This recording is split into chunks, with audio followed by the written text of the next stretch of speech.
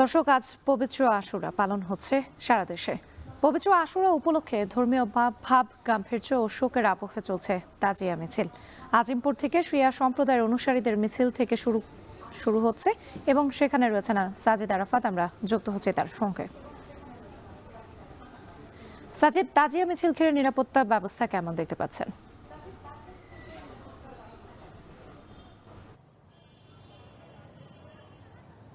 রাত্রি তাজিয়া মিছিল শোকাবহ একটি বার্তা দেয়। আজকে পবিত্র আশুরা, এই আশুরার যে মাহাত্ম্য, সেই মাহাত্ম্য তুলে ধরার জন্যই কিন্তু হোসেনি দালানের ইমামবাড়া থেকে সকাল 10টায় এই তাজিয়া মিছিল বের হয়েছে। এই শোকাবহ যে আবহ, সেটি তুলে ধরতেই এই তাজিয়া মিছিলের আয়োজন করা হয় এবং সেটি এই মুহূর্তে অবস্থান করছে আজিমপুরে। আমরা আজিমপুর মোড়ে রয়েছি। আমরা আমাদের ঠিক পেছনে এই পুরো রাস্তা জুড়েই কিন্তু তাজিয়া মিছিলের যে শোক মিছিল, আজ 10ই মহরম, যে কারবালার প্রান্তরে যে ত্যাগের যে ইতিহাস মুসলিম উম্মার জন্য, হযরত মুহাম্মদ সাল্লাল্লাহু আলাইহি সাল্লামের যে দৌহিত্র ইমাম হুসাইনকে যেভাবে সেখানে হত্যা করা হয়েছিল, কিংবা তার যে আত্মত্যাগ, সেই ত্যাগের বিনিময়ে যে শোক, সেই শোককে কিন্তু তুলে ধরতেই এই আয়োজন। এবং সেই আয়োজনে কিন্তু আমরা দেখছি যে বিশেষ করে সিয়া যারা সম্প্রদায় রয়েছেন, শিয়া মুসল্লিরা, তারা এখানে অংশগ্রহণ করেছেন। নানা বয়সী মানুষ আমরা দেখতে পাচ্ছি, ছোট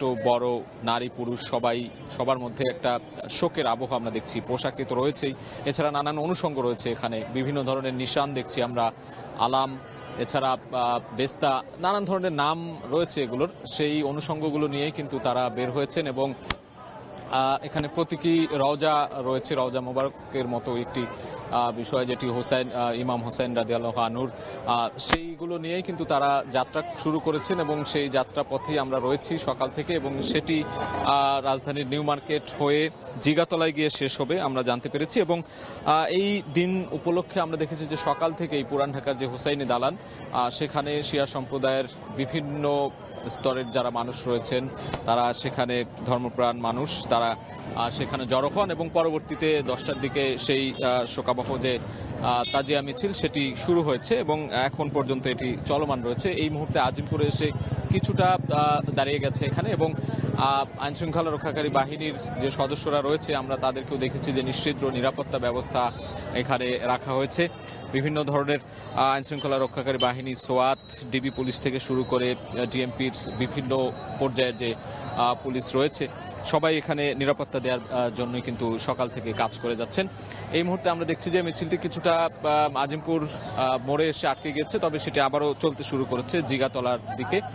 বিভিন্ন অনুষঙ্গ রয়েছে এখানে, সেই অনুষঙ্গগুলো সাথে নিয়েই শিয়া সম্প্রদায়ের যে নারী পুরুষ রয়েছেন, তারা এই তাজিয়া মিছিলে অংশ নিয়েছেন এবং কারবালার প্রান্তরের যে শোকাবহ আবহ, সেটি তুলে ধরার একটি চেষ্টা রয়েছে তাদের মধ্যে। এবং তারা সেটি বলছিলেন যে সেই আত্মত্যাগের বিনিময়ে যেটি ইতিহাস হয়ে আছে ইসলামে, সেই ইতিহাসকে ধারণ করে সেই সত্য এবং ন্যায়ের পথে, অর্থাৎ সব ষড়যন্ত্র মোকাবেলা করে, যেই ষড়যন্ত্রের কবলে পড়ে কিন্তু ইমাম হোসেনকে মেরে ফেলা হয়েছিল ইয়াজিদ বাহিনী, সেই কারবালার প্রান্তরের যে শোকাবহ ঘটনাগুলো, সেগুলো তারা বলছিলেন।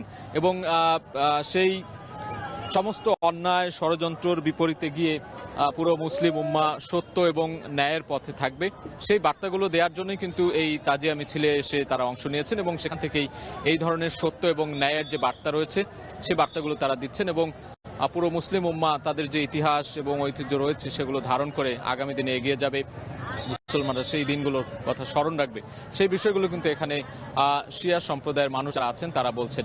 এবং এই মুহূর্তে তাজিয়া মিছিল আজিমপুরে রয়েছে, সেটি জিগাতলায় গিয়ে শেষ হবে আর কিছুক্ষণ পর এবং নিরাপত্তা ব্যবস্থা এখানে জোরদার করা হয়েছে। এই ছিল আসলে আমার কাছে থাকা তাজিয়া মিছিলের সবশেষ খবর। রাজধানীর আজিমপুরের খবর শুনছিলাম সাজিদ আরাফাতের কাছ থেকে। আমরা এবার একটু লালবাগে যেতে চাই, আমাদের সহকর্মী রয়েছেন জাবেদ আব্দুল্লাহ, তার কাছে। জাবেদ, আমরা শুনছিলাম আজিমপুরে যে মিছিলটি শুরু হয়েছে সেটি জিগাতলায় গিয়ে শেষ হবে, এবং জাবেদ, আপনার কাছে জানতে চাই তাজিয়া মিছিল কোথায় গিয়ে শেষ হবে?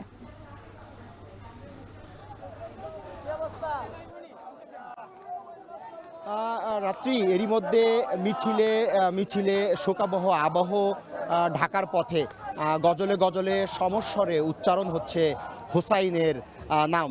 মূলত হুসাইন আহলে বাইত অর্থাৎ হযরত মুহাম্মদ সাল্লাল্লাহু আলাইহি সাল্লামের যে পরিবার, সে পরিবারের সদস্য তিনি। হযরত মুহাম্মদ সাল্লাল্লাহু আলাইহি সাল্লামের দৌহিত্র, সেই দৌহিত্রকে অন্যায়ভাবে মূলত অন্যায়ের প্রতিবাদ করার কারণে মূলত ইয়াজিদ বাহিনী, যেটাকে হুমায়রা বাহিনী বলা হয়, সেই ইয়াজিদ বাহিনীর সদস্য ধারা সে এবং তার পুরো পরিবার কিন্তু শাহাদাত বরণ করতে হয়েছে।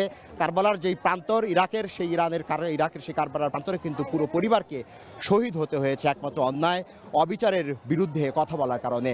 এখানকার আগত যারা ইমাম হোসেনের অনুসারী, তারা বলছে যে ইমাম হুসাইন বরাবরই ন্যায় এবং হকের কথা বলে গেছেন, তিনি হকের বার্তা দিয়ে গেছেন, যে হকের বার্তা মূলত মুসলিম জাতিকে সমুন্নত করেছে। একটু জানিয়ে রাখি যে এরই মধ্যে এই যে শোকের আবহ আপনি দেখতে পাচ্ছেন ছবিতে, যে পুরো ঢাকার যে পথঘাট, সেই পথঘাটে কিন্তু এরই মধ্যে যে তাজিয়া মিছিল অর্থাৎ শোকের যে মিছিল, সেই মিছিলটি শুরু হয়েছে। এটি শেষ হবে ধানমন্ডিতে গিয়ে। আমরা এর মধ্যে দেখেছি যে প্রায় 60টিরও বেশি কিন্তু মিছিল এরই মধ্যে বিভিন্ন সড়ক প্রদক্ষিণ করেছে।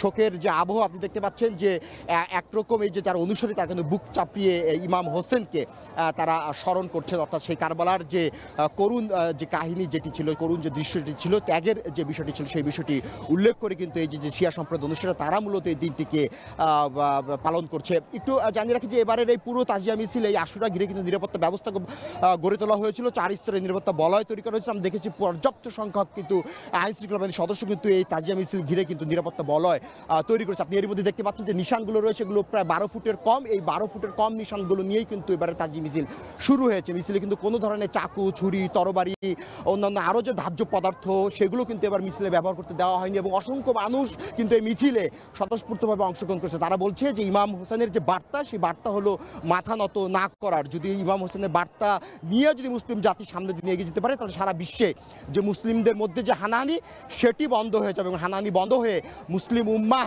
এক কাতারে এসে দাঁড়াতে পারবে। আর এই যদি এক কাতারে এসে দাঁড়াতে পারে, তো সকল হানাহানি রোধ করে যে সমুন্নত যে ঐক্য তৈরি হবে মুসলিম জাতির মধ্যে, সেই ঐক্য দিয়েই মূলত রবের যে নৈকট্য, সেই নৈকট্য লাভ করা সম্ভব হবে। আপনি নিশ্চয় ছবিতে দেখতে পাচ্ছেন যে কালো পোশাক পরিধান করে এরই মধ্যে শিয়া সম্প্রদায়ের যারা অনুসারী, তারা কিন্তু এই মিছিল অংশগ্রহণ করেছে। তারা এই মিছিলটি ধানমন্ডির যে অস্থায়ী যে কারবালা রয়েছে, অর্থাৎ অস্থায়ী যে ইমামবাড়া রয়েছে, সেই ইমামবাড়ায় গিয়ে মূলত সেখানে গিয়ে এই যে তাজিয়া মিছিল, সেটি শেষ হবে।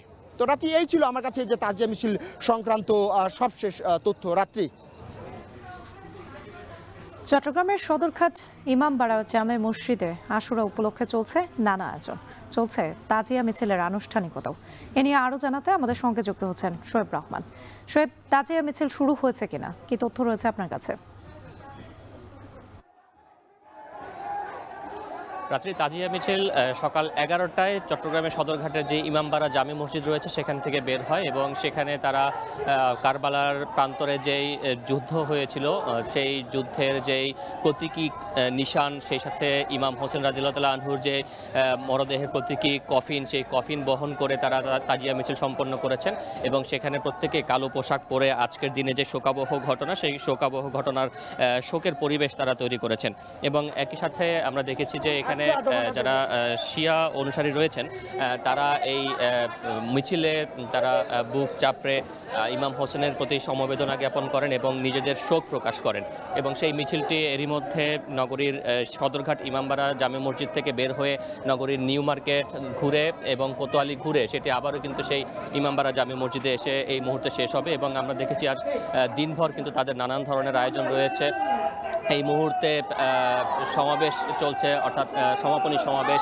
এর আগে আমরা দেখেছি যে ইমামবাড়া জামে মসজিদ, সেখানে শোক মাতম বা শোক মজলিস অনুষ্ঠিত হয়েছে এবং সেই শোক মজলিসে এই কারবালার যে ঘটনা প্রবাহ, সেই ঘটনা প্রবাহ তুলে ধরা হয় এবং সেখানে কিভাবে শহীদ ইমাম হোসেন রাদিয়াল্লাহু তাআলা আনহুকে হত্যা করা হয় এবং তার সঙ্গে থাকা নারী পুরুষ সহ শিশুদের কিভাবে হত্যা করা হয়, সেই নির্মম নিষ্ঠুর ঘটনা তারা তুলে ধরেছেন। এবং সেখান থেকে শিক্ষা নিয়ে তারা বলছেন যে এই কারবালার ঘটনা মুসলমানদের শিক্ষা দেয় যাতে তারা কোনো সময় কোনো অন্যায়ের কাছে মাথা নত না করেন এবং প্রয়োজনে নিজের জীবন দিয়ে হলেও যাতে তারা সত্যের মান রাখেন বা সত্যকে সমুন্নত রাখেন, সেই শিক্ষাই তারা দেয় বলছেন। এবং তারা বলছেন যে মূলত কারবালা কোনো একক সম্প্রদায়ের কোনো ঘটনার প্রবাহ নয়, এটি মুসলমানদের একটি ঐতিহাসিক ঘটনা এবং মুসলমানদের মধ্যে কোনো ভেদাভেদ থাকা উচিত নয় বলে তারা মন্তব্য করেছেন এবং তারা বলছেন যে সকল মুসলমান মিলেমিশে একটি সত্য সুন্দর সাম্যবাদের যে সমাজ, সেই সমাজ তারা প্রতিষ্ঠা করবেন, তেমনটি কিন্তু তারা আজকের দিনে